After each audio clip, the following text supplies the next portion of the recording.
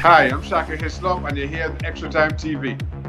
Hey everyone, welcome to another edition of Extra Time TV. This is Andrew Sooklal. I'm Kevon, Campbell. I'm Kevon. Champions League is getting down to the final stages. Yes. It's down to just 4 folks: Tottenham, Ajax, Barcelona, and Liverpool. But today we're going to speak about Tottenham versus Ajax. The young guns have shocked everyone. They're going through the tournament like wildfire, for lack of a better expression. I know that's a terrible one. So Kevon, the first game is going to be in the new White Hart Lane. They haven't decided what the name of the place is yet. So I'm just gonna call it the new White Hart Lane for now. The new Tottenham Stadium. So what do you think about this particular matchup, Kevon? Andre, Tottenham faced the 4-time European champion Ajax, while Spurs, they have 0 titles. The last time they were actually in the semi-finals was back in '62. So history is not on Tottenham's side.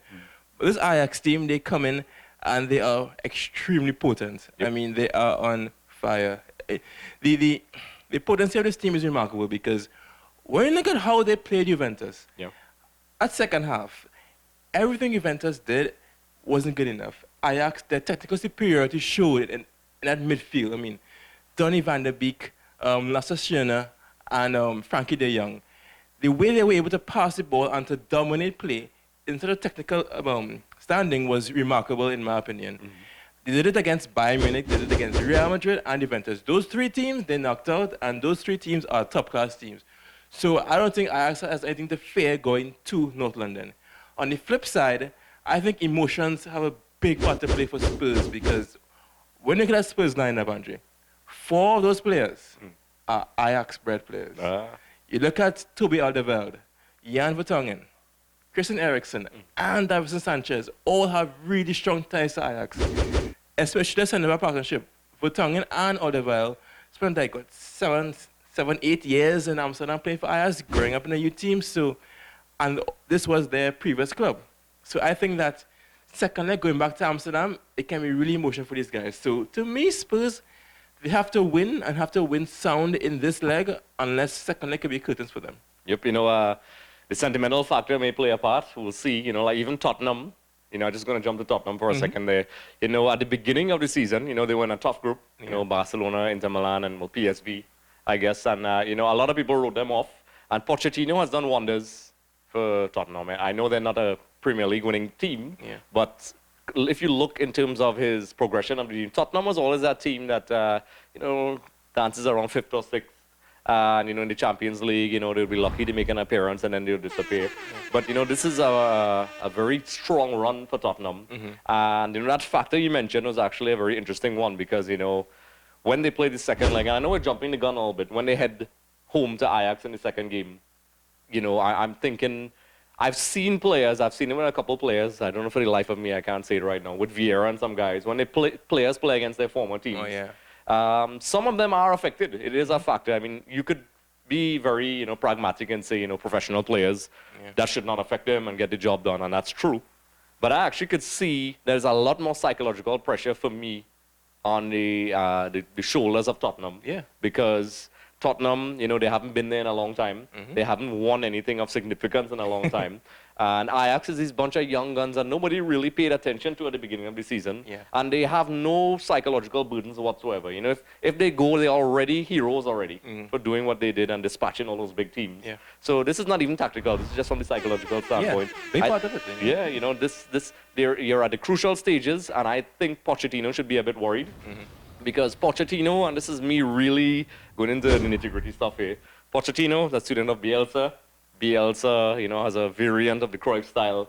So it will be a very exciting matchup with teams that play that style of football. But I think the psychological burden will be on Tottenham, and I think that will take away a lot of the stress from Ajax. So these guys will just go there and play their game. And I think Pochettino is going to have to use all his tactical chops, which he has done, because in the last game, I was very impressed with how he handled Manchester City in the first leg. The second leg, not so much. That was just a goal fest of insanity. But, you know, Kevon, in terms of the tactical approach, what are we going to see from both teams? Andre, you're going to see a 4-3-3 for Ajax, certainly. And for Spurs, a 4-2-3-1. Now, for Ajax, that back 4 has been remarkable. And I'm really impressed in a center defense because you have 2 extremely contrasting guys. Matthias de Ligt, strong, powerful, really aggressive, and then Daley Blind, who's also very calm and composed and really nice left foot. Can't really ruffle him too much. Yeah. But the fullbacks, and they are back. Tagliafico is back. Yep. He's bombing forward. Mazruni is back. So they can be really potent running against those Spurs fullbacks because Danny Rose and Kieran Trippier, they had a lot of work to do in Manchester. Yep.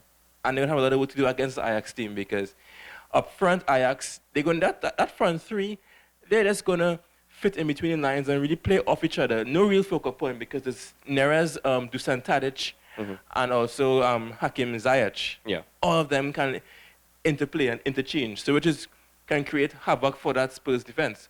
But for Spurs, no Harry Kane, but Lucas Moura may get the nod. With Dele Alli, Ericsson behind them. And also, one man who's having a resurrection, Victor Wanyama, who literally missed the entire season, but came back last month and has been really doing wonders in that Spurs midfield. Eric Dyer can't even get back into this team. Yep. I know they sold Dembele and have some injuries, but Wanyama is like the first choice defensive midfielder for this Spurs team. And Andre, I have a question. Do you think that history has a part to play in this? Because I look at Ajax, you know who wrote Ajax now? Mark Overmars, Edwin van der Sar, up in the boardroom. The old school guys. Yeah, and we know them good. We know how much they love Ajax, and we know how much football they know. Do you think that they can have an input on even talking to these players about their past experiences playing for, United, Barcelona, and even Ajax themselves in the Champions League? While Spurs, they don't have anyone in their backroom staff or anything in the club as anything remote to any success in Europe. Yep. Do you think that history has a part to play, or is it just not in the picture? I think it definitely has a part to play. I think winning is a habit. Yeah. And it's very important to have players and coaches or people on your staff who have won before. A lot of teams, sometimes they sign players. We use the term experience a lot, simply because they know what it takes to win. And that is a very intangible asset that's very valuable. Yeah. So guys like Mark Overmars and Van der Sar, these guys are proven winners. They know the psychological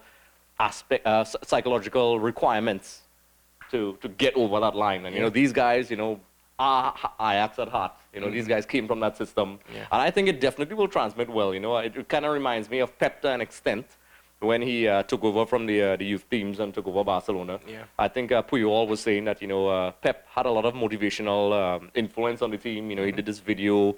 But the fact that Pep was a former winner and so on helped. Even on a lesser scale, working with teams, even within the Caribbean region, it helped to have former players that were successful. Players respond to these guys differently, and I think the motivation factor will be high, and it takes away a lot of the anxiety that maybe a coach who probably didn't win as much. Yeah.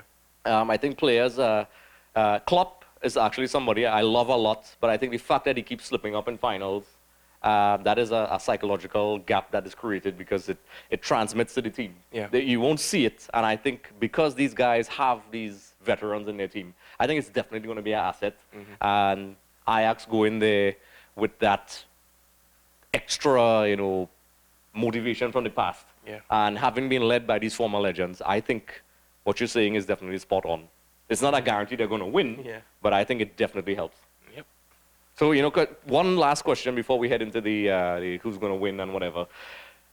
Do you think Tottenham, being in the position that they're in the Premier League, it's, the places between third and fifth are pretty tight. Yeah. We already know the situation with Manchester City and Liverpool, which we'll speak about in the next videos. Check it out. Subscribe always, forever and ever. Do you think that Tottenham, being a team that's not really used to this type of success in recent years, will that affect them? I don't think so. Why? Because those teams, Tottenham, Chelsea, Arsenal, and United, they're fighting each other. And Tottenham, right now, they have more points than anyone else, and they have 3 more games remaining. So they recently defeated Brighton at home. Yeah. So I think that they have enough points there for the other teams to fight themselves. So I think they're okay for Champions League. They are going to qualify. And so I think that they can really put some of their eggs in the Champions League, just trying to win it, because I think that because you have you have United, Chelsea, and Arsenal playing each other, they're going to knock each other off. So I think Spurs, they're just fine. Okay, so heading down to the usual verdicts that we always do. Kevon, how do you think this first leg is going to turn out? I see where Spurs, they need to win no matter what. And I think that they can do it because up front they may have too much. So I see a 2-0, maybe 2-1. I'm going to go to 2-1 victory for Spurs. Yeah. Yeah, actually, sounds like I'm copy and pasting Kevon, but I actually think Ajax are they're going to lose, which it seems to be a pattern with Ajax. So that's not necessarily a foregone conclusion. Yeah. I think they're going to get that crucial one away goal because I see them wasting a lot of chances. That game they played against Juventus, even Real Madrid, if they were really lethal, those scorelines could have been way more embarrassing. I mean, those guys created chance after chance. Yeah. And I think that's going to be their downfall in their away leg. I think they don't have that lethal efficiency up front. And Tottenham are, looking like a very solid team right now. And, they're confident, quietly confident. Yeah. And I think it's going to be a 2-1 or possibly a 3-1. But I'll stick with a 2-1, and I'm going to sit on defense. Yeah. As I told my cameraman last week, that's a painful place to sit on. So I think it's going to be 2-1 with Ajax getting that crucial away goal, which may haunt Pochettino and his boys when they head back. Yep, to Amsterdam. Yes. So, folks, be sure to check out, we have a special episode with ESPN FC's Shaka Hislop. He turned up as he always does. Shaka randomly turns up. And he had a wonderful chat with us. So check out those videos where we speak about Caribbean topics, Trinidad and Tobago, the CONCACAF Nations League, the Gold Cup, and so on. I'll put the link in the description below. Apparently I stuttered. And be sure to comment in the comment section below. We love the comments we've been getting. A very high football IQ.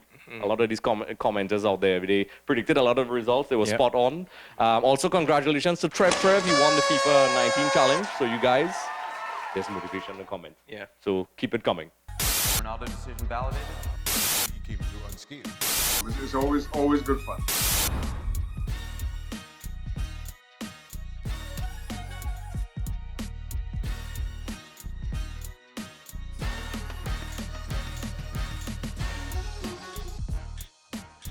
Thanks for watching. If you want to check out more, look at this video. And don't forget to click the subscribe button because when you do, one of your enemies will be destroyed.